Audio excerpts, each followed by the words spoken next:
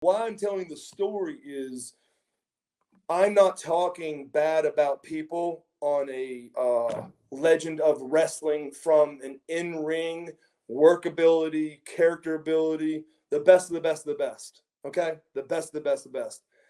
Out of the ring, financial, relationships, not everyone was the best. I mean, look, Dusty Rhodes, TCW, he brought me in to train and to wrestle him on shows, the last Stampede.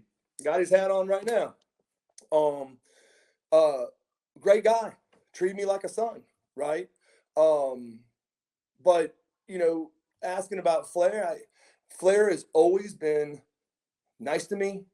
When David Flair came in and they asked me to put David over, and David was like scared to death.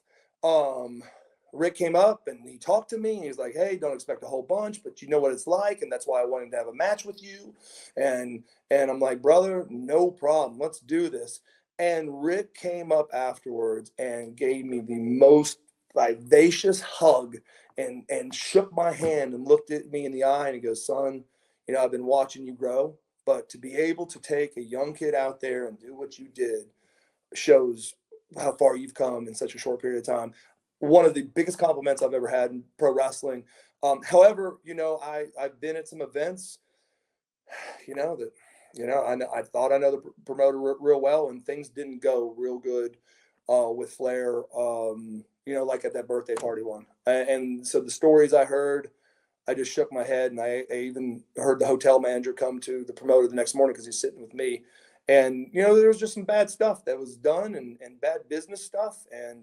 And that's all I can say.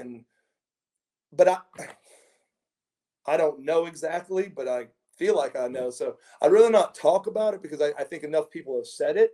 But personally, to me, Rick has done nothing but treat me fantastic. But yeah, there's enough stories about maybe him not being the best business person, or the kindest business person, like no shows and asking for more money before he goes to the ring and at autograph sessions. And so it's kind of like, my dad used to say, "Hey, if one person says something bad about you, yeah, two people say something bad about you, you might want to look in the mirror.